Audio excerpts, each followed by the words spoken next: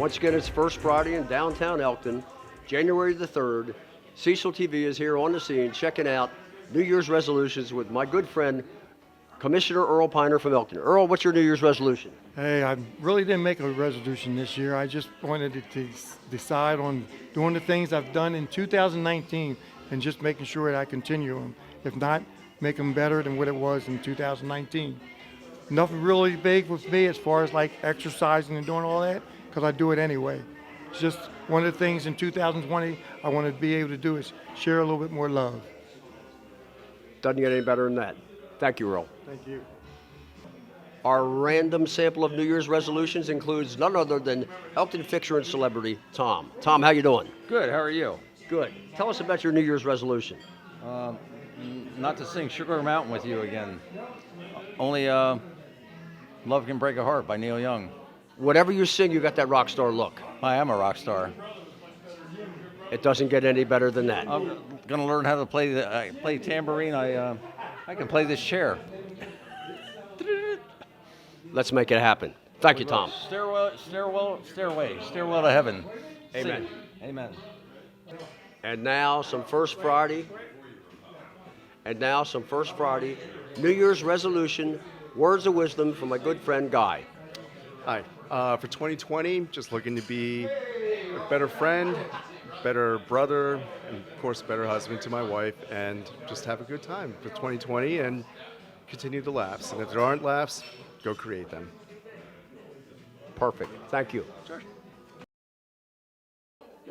The first Friday of the decade, and it's packed at the Palette and the Page. And here's Patty Paulus with some words of wisdom. What's going on First Friday? Not just here, but everywhere. Well, here tonight we're having 4 emerging artists, and they are all graduates of Cecil College, recent graduates, so it's really nice. Big crowd, super fun. The Arts Council has a show going on. There's live music at Elk River. There's live music at Menahanes. There's a show at the college on Railroad Avenue. There's just all kinds of fun stuff going on. And obviously it's happening right here at the Palette and the Page. Yes, it is. And it's great because it is the first Friday of the decade, which is pretty darn cool. Which gives me a chance to put you on the spot. Okay. For the first New Year's of the decade, what's your New Year's resolution? I'm going to travel more. I already have a trip to Salt Lake and a trip to Orcas Island and a trip down to North Carolina scheduled for this year. Wow. I know. Awesome. I know. Put that on your palette and paint a lovely picture. Okay. You're so good.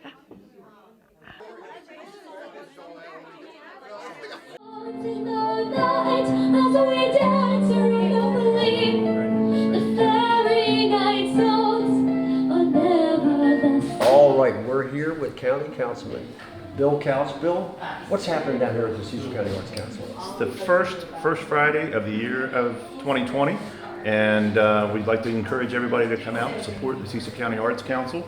All the other businesses on Main Street here in Elkton, everyone is involved and participates in first Friday of every month, and this being the first Friday of January 2020. Wow, and that's the first Friday of the rest of our life, and you made a resolution for the new year? Not to make resolutions. Perfect. Why couldn't I have thought of it? Thank you, Bill. Pleasure. Thank you. And come on out and help us celebrate 2020 and First Friday. Once again, Cecil County and the world. Welcome back to 30 at 6.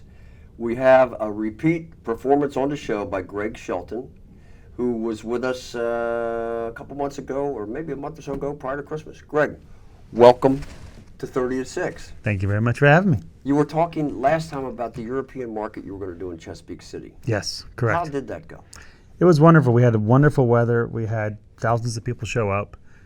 Chesapeake embraced the event again. We moved it from our farm in Delaware down to Chesapeake City, and it went incredibly well, and we're ready to get rocking for next year and coming years. So you are Mr. Event. What's your next event here? It has to do with one of your favorite performers, right? Absolutely. So it's the show is called Night of Stardust. It's basically a celebration of David Bowie's music. Obviously, I'm a huge fan, and I'm a huge fan of him as a Renaissance man. So he's not just a performer. To my son Alex, to my wife Dawn, we look at him as an inspiration from someone who's done acting, modeling, fashion, everything. And as a creator, the guy always tries new things. He was always fearless, and that means the world to me and my family. And you're putting on a show in Philly at Union Transfer, right? Correct. Where is that? So that's on Spring Garden Street. It's a 1,200 seater, so it's an absolute wonderful venue. It's one of the best places that I've seen to put on a show, and they're wonderful there, and they do a great job and great job of facilitating the concert, because this will be our 5th year doing the show, and we've sold out every single year. So Philadelphia loves their music, and obviously they love David Bowie. So you found a performer that can sing like Bowie and kind of looks like Bowie, and So this show is not to go too far into the history, but as a major fan, when Bowie died, I, as in the old band members that I had, we had no idea he was sick. So we were listening to records and things, and all of a sudden, I think it was CNN said David Bowie has died, and we were blown away. And what we did that night, I'll never forget. We got on the phone, had a conference call with my twin brother, all my old bandmates, and we just riffed for probably 2 to 3 hours about what Bowie meant to us. And then that night, I actually made a statement to everybody. I said, we're going to put on a major concert at the World Cafe Live at the Queen. And we did that 3.5 months later. I put together a house band of musicians from the area, and we're able to get 9 vocalists from Delaware, Maryland, Philly, Boston. Again, sold it out. And then before the show, I looked online.